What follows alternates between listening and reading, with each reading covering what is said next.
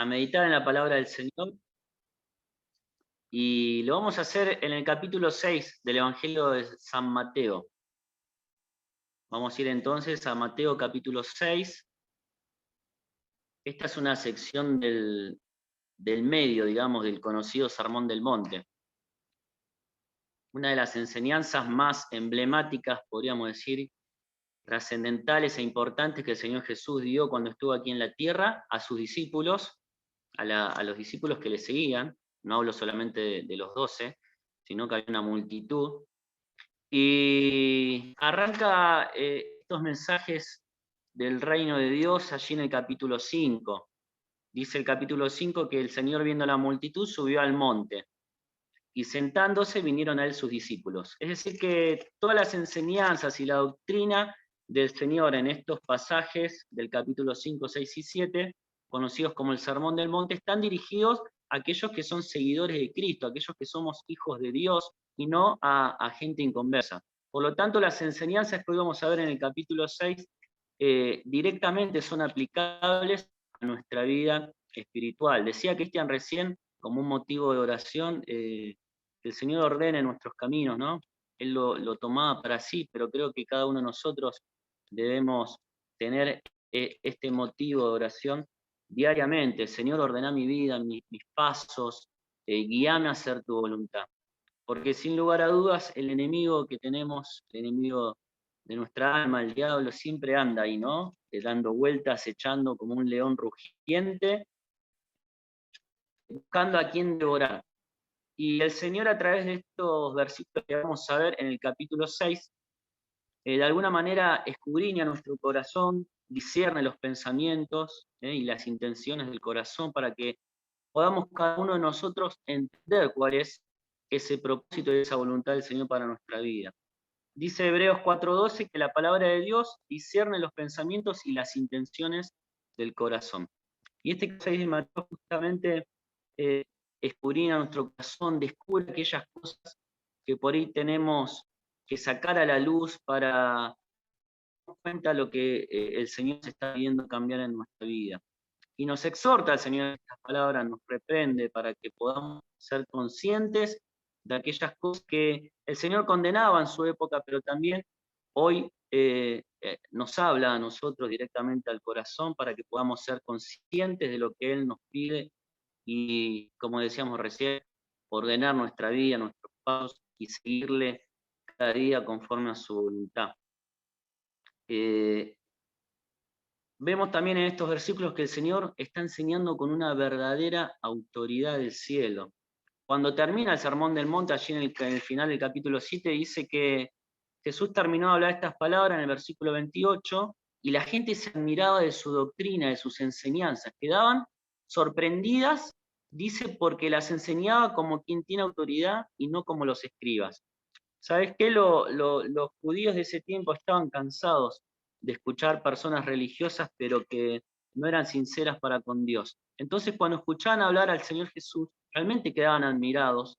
Y el Señor quiere realmente también que nosotros podamos asombrarnos con sus enseñanzas, con su doctrina, con su palabra, pero que no quede solamente ahí en la admiración, sino que la palabra del Señor nos lleve a que nuestra vida, nuestro corazón sea transformado conforme a su voluntad. Hoy vamos a ver 4 puntos extraídos del capítulo 6 de Mateo, y cada uno de estos puntos los comienzo con una palabra que empieza con in. In es un prefijo que nos habla de la falta de algo. Por ejemplo, si digo que si algo es inconstitucional, ¿qué significa?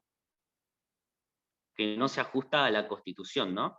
Si algo es incompleto, significa que no está completo. Bueno, creo que todos sabemos eso. La primera palabra es la insinceridad. No la usamos mucho esta palabra, pero significa ni más ni menos que la falta de sinceridad como una condición del carácter y de nuestra conducta que el Señor condena y no quiere que se refleje en nuestra vida. Vamos a ver algunos ejemplos en el capítulo 6, versículo 2, dice: cuando pues des limosna, no hagas tocar trompeta delante de ti como hacen los hipócritas en las sinagogas y en las calles, para ser alabados por los hombres. De cierto os digo que ya tienen su recompensa. Ahora vamos al versículo 5 y dice: Cuando ores, no seas como los hipócritas, porque ellos aman el orar en pie en las sinagogas y en las esquinas de las calles para ser vistos de los hombres. De cierto os digo que ya tienen su recompensa. Y el versículo 16 dice, cuando ayunéis, no seáis austeros como los hipócritas, porque ellos demudan sus rostros para mostrar a los hombres que ayunan. De cierto os digo que ya tienen su recompensa. Bueno, la insinceridad es el primer punto. O podríamos decirlo de otra manera, la hipocresía, que es la palabra que utiliza aquí el Señor.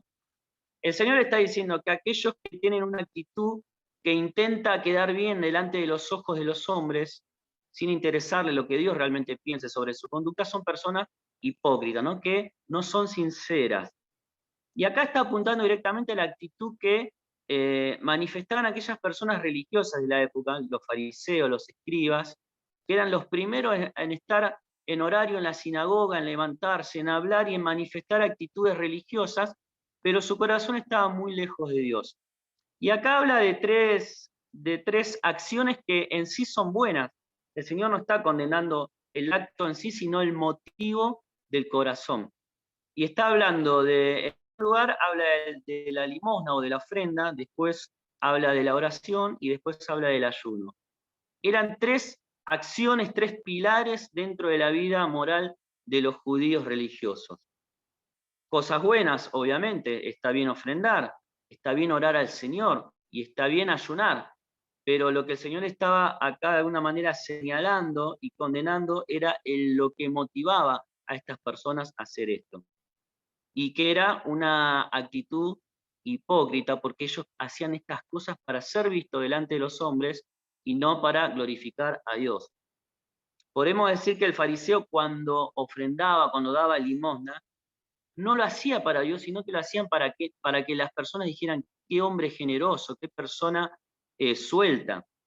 También cuando oraban, ellos no lo hacían con un corazón sincero para entrar en la presencia de Dios, sino que lo hacían para hacerse ver y para que las personas dijeran, qué piadoso este hombre. Y lo mismo hacían con el ayuno, dice que demuda sus rostros para mostrar a los hombres que ayunan. Es decir, para que los demás dijeran, qué sacrificial que es esta persona. Y ¿saben qué? El Señor acá lo que está señalando es que nosotros no tenemos que tener una vida religiosa, pero que nuestro corazón esté ajeno a lo que realmente el Señor anhela en nuestra vida. Por eso la importancia de poder ser sinceros delante de Dios, de querer con un corazón genuino ordenar nuestros pasos delante de Él y buscar andar siempre en su voluntad. ¿Que vamos a tener defectos? Seguramente. ¿Quién no ha sido en algún momento un poco hipócrita? ¿Quién no ha hecho algo y le ha tomado el gustito a que los demás lo feliciten o le digan cosas lindas? Pero eso no es lo que debe motivar nuestro corazón.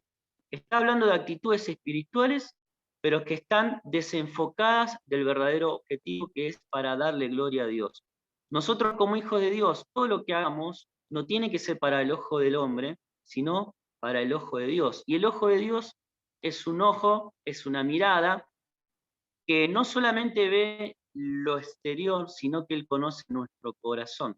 Por eso decíamos el versículo de Hebreos 4:12, que la palabra del Señor discierne los pensamientos y las intenciones del corazón.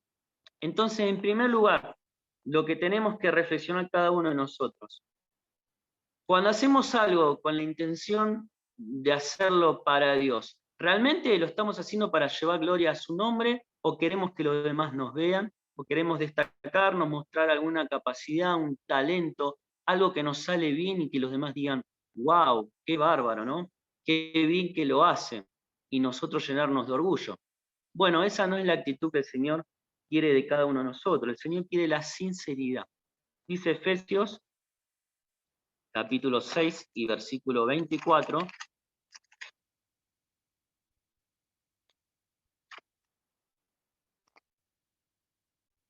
La gracia sea con todos los que aman a nuestro Señor Jesucristo con un amor inalterable. Fíjate la característica que debe tener la manera de relacionarnos con el Señor. Tenemos que realmente amar al Señor con un amor inalterable, que nada modifique nuestra actitud hacia el Señor. Y en segundo lugar, Filipenses capítulo 1, versículo 10, dice, para que aprobéis lo mejor. a fin de que seáis sinceros e irreprensibles para el día de Cristo. El día de Cristo, cuando estemos delante de su presencia, cuando Él nos venga a buscar y nos pida cuenta de lo que hayamos hecho, ¿cómo vamos a presentarnos delante del Señor? Bueno, por eso dice, nos insta a ser sinceros e irreprensibles, sabiendo que el Señor un día va a pedir cuenta de nuestras actitudes. Y después de cada una de estos versículos que leímos, tanto en el 2 como en el 5 como en el 16, el Señor decía, de cierto que estas personas que actúan así, hipócritamente, ya tienen su recompensa. ¿Y de qué recompensa está hablando? No una recompensa buena o espiritual que el Señor va a dar a sus hijos, sino la recompensa que uno puede obtener en esta tierra al ojo del hombre, ¿no? Cuando las personas alcanzan cierto prestigio por algo que hacen, pero no realmente lo están haciendo para Dios. Por eso el Señor también unos versículos más adelante nos dice que nosotros como discípulos de Cristo, como hijos de Dios, nuestro objetivo debe ser hacer tesoros en el cielo, donde la polilla y el odín no corrompe, y no en la tierra. Qué bueno es que cada cosa que el Señor nos llame a hacer, lo podamos hacer con un amor inalterable, siendo sinceros, siendo irreprensibles, dejando la hipocresía a un lado y llevando gloria a su nombre. Porque esto es lo que realmente el Señor quiere de cada uno de nosotros.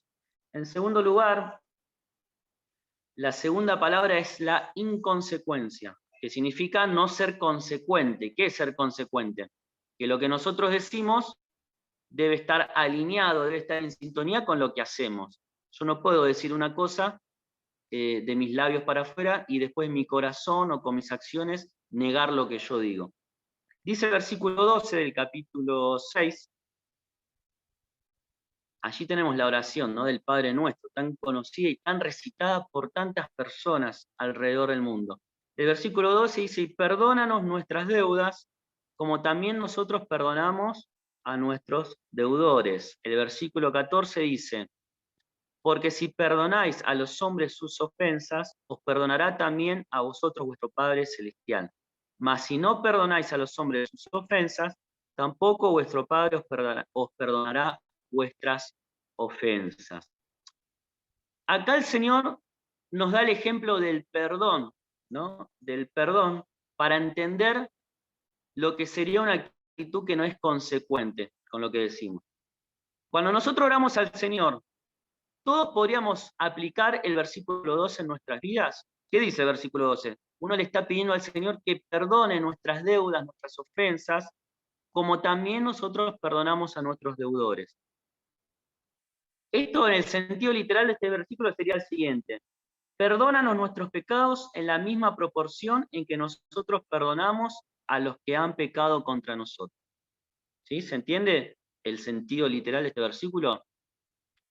Es decir, nosotros estamos pidiendo al Señor que nos perdone, pero el Señor nos tiene que perdonar de acuerdo a la medida en que nosotros perdonamos a nuestro prójimo. ¿Sí? Es decir, ¿cómo nosotros podemos atrevernos a pedirle a Dios que nos perdone si no estamos nosotros dispuestos a conceder el perdón a alguien que nos haya fallado, o lastimado, o dañado? Por eso yo pensaba, ¿no? El Padre Nuestro es una oración que se recita tanto, e inclusive en la Iglesia Católica la toman como algo que lo dicen continuamente, pero la gente creo que no piensa lo que está diciendo. Porque si yo no estoy dispuesto a perdonar a mi hermano y le digo al Señor, perdóname, en la medida como yo perdono a mi hermano, le estoy diciendo al Señor, no me perdones nada, porque si yo no estoy dispuesto a perdonar, el Señor tampoco me puede perdonar a mí. Es decir, el Señor acá está condenando la inconsecuencia. Nosotros tenemos que ser consecuentes entre lo que decimos, lo que hablamos, lo que le pedimos al Señor, con lo que nosotros estamos dispuestos a darle a Él con nuestra vida.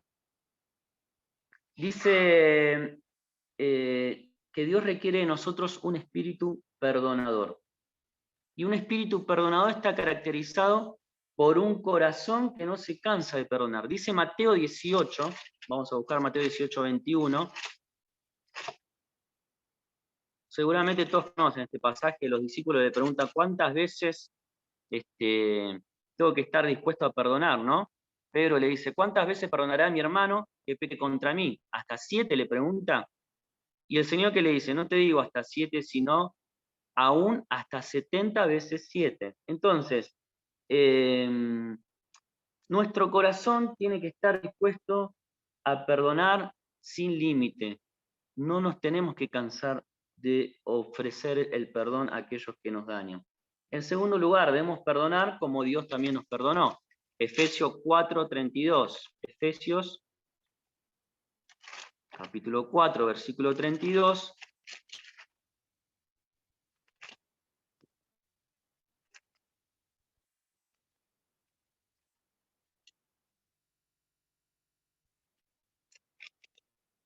Dice así la palabra: antes sed benignos unos con otros, misericordiosos, perdonándonos unos a otros, como Dios también os perdonó a vosotros en Cristo. ¿Hay algo que el Señor no te haya perdonado? No, el Señor te perdonó todo. Entonces, de la misma manera debemos estar dispuestos a perdonar cada uno de nosotros. También nuestro perdón tiene que ser un perdón amplio e inmerecido. Si vamos allí a Hebreos capítulo 10, versículo 17, Hebreos capítulo 10, versículo 17, dice, nunca más me acordaré de sus pecados y transgresiones. Y el Salmo 103, 10 al 12, nos habla de la manera amplia de perdonar de Dios y cómo es su misericordia. De esa misma manera tiene que ser nuestra manera de perdonar. Isaías 55, 7 dice que Dios es amplio en perdonar. Y en último lugar, nuestro perdón tiene que ser de la manera como Cristo nos perdonó a nosotros, y eso lo dice Colosenses capítulo 3, versículo 13.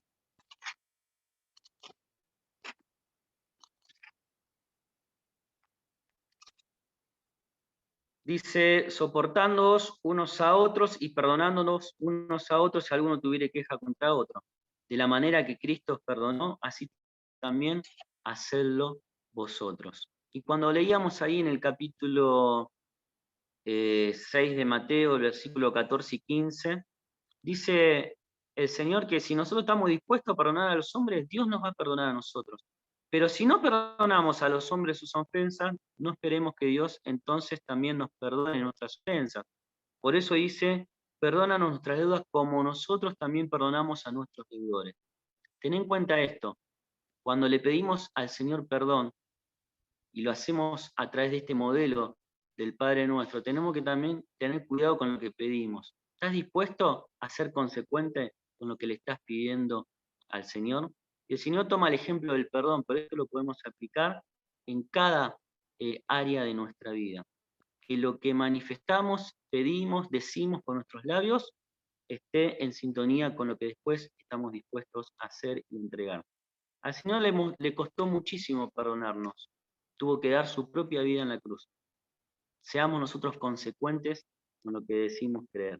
En tercer lugar, la tercera palabra es la inconstancia. Cuando no somos constantes.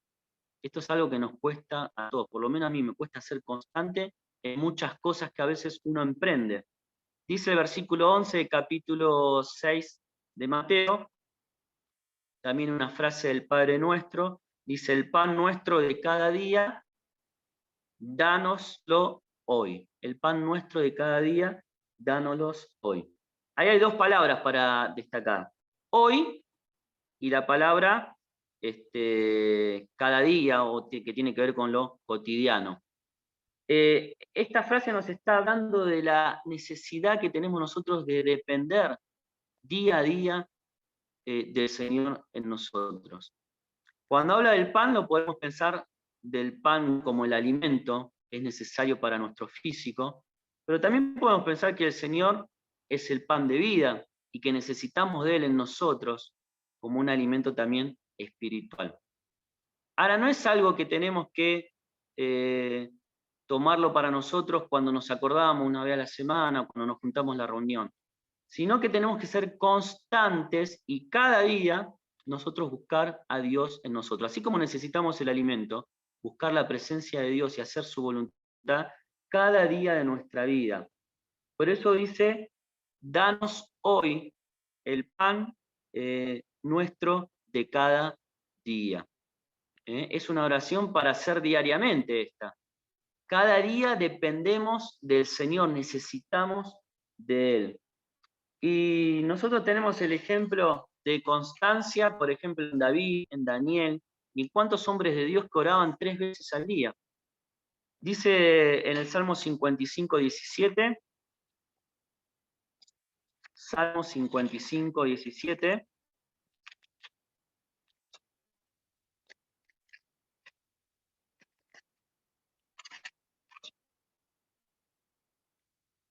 hablando de David, ¿no? Tarde y mañana y a mediodía oraré. Tarde, mañana y a mediodía oraré y clamaré, y él oirá mi voz. 3 veces orando David y buscando a Dios a través de la oración. Daniel capítulo 6.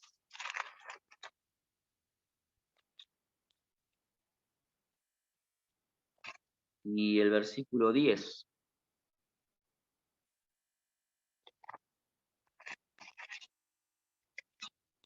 Dice, cuando Daniel supo que el edicto había sido firmado, entró en su casa y abiertas las ventanas de su cámara que daban hacia Jerusalén, se arrodillaba 3 veces al día y oraba y daba gracias delante de Dios como lo solía hacer antes. Fíjate qué lindos ejemplos que tenemos de estos hombres fieles a Dios. Estamos viendo el tercer punto, que es la falta de constancia, la inconstancia en nuestra vida. Dios quiere que seamos constantes en todo lo que hagamos, en la oración, en la lectura de su palabra, en el servicio a Él, en tener una vida santa delante de Él. Oraban 3 veces al día, 3 veces al día. A veces nosotros oramos una vez en 3 días, ¿no? Al revés. Dios quiere que seamos constantes en buscarle, en buscar su rostro, su presencia, su consejo a través de su palabra.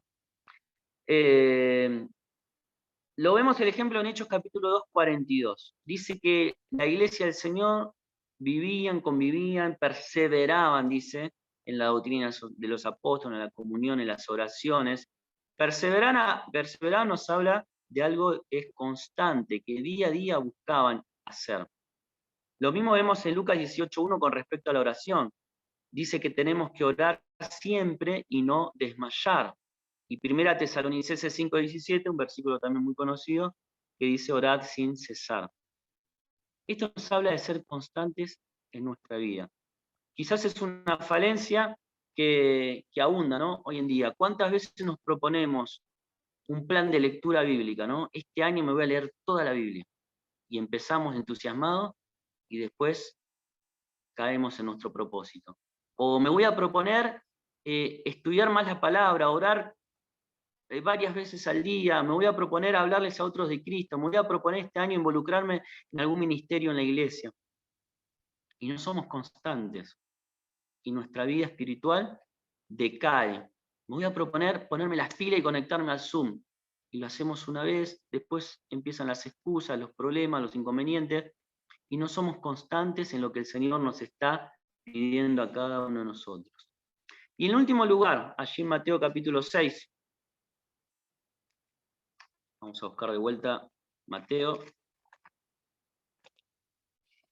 Vimos que el Señor quiere que seamos sinceros, que seamos consecuentes, que seamos constantes.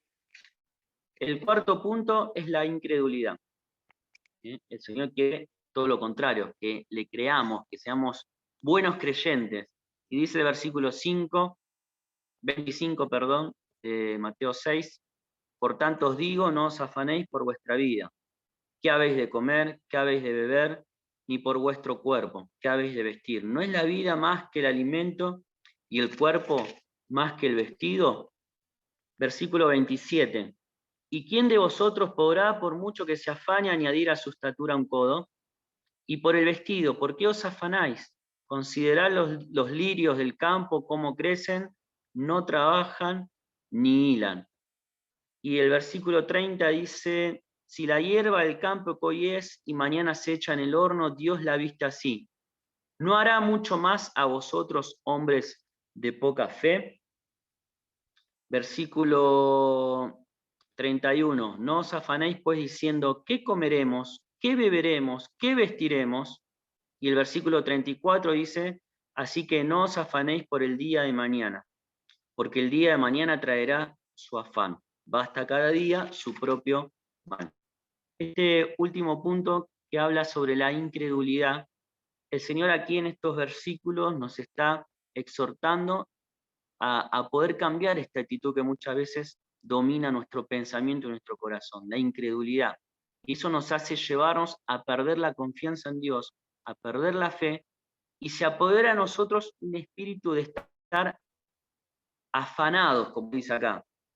Dice, no os afanéis. ¿Qué es estar afanados? Significa estar afligido, significa preocuparnos, llenarnos de ansiedad. Recién escuchábamos, ¿no?, a Camilo y a Ale que pedían por la situación laboral. Y claro, ¿a quién no le preocupa? ¿A qué padre de familia no le preocupa tener el sustento del día a día? Y justamente el Señor lo que nos está desafiando en estos versículos es a poder reforzar nuestra dosis de fe, a poder ser creyentes de lo que Él nos dice. La incredulidad es una herramienta muy peligrosa que usa el enemigo para sembrar en nosotros justamente esta sensación de estar afanados, preocupados, angustiados, perder la cordura y alejarnos realmente de la confianza en lo que Dios promete darnos día a día, que no es más ni menos en este caso que la provisión diaria. Pone el ejemplo, ¿no?, de las aves del cielo, de las flores del campo, cómo el Señor cuida de ellos. Son hermosas, las aves tienen su nido, tienen su alimento, las flores del campo dicen que ni aun Salomón con toda su riqueza pudo vestirse de una manera tan bella como las flores que Dios creó. ¿No hará más el Señor con cada uno de nosotros? Acá nos exhorta a no ser como los gentiles, dice, que no creen en Dios, dice el versículo 32. Los gentiles buscan todas estas cosas, pero vuestro Padre Celestial sabe que tenéis necesidad. Antes que vos lo pidas, el Señor ya sabe cuál es la necesidad que tenés. Lo que Él nos está desafiando a poder tener fe en sus promesas, a confiar en su provisión y en lo que Él tiene preparado para cada uno de nosotros. No puede habitar en un mismo corazón la fe y la incredulidad. Alguna de las dos se tiene que ir.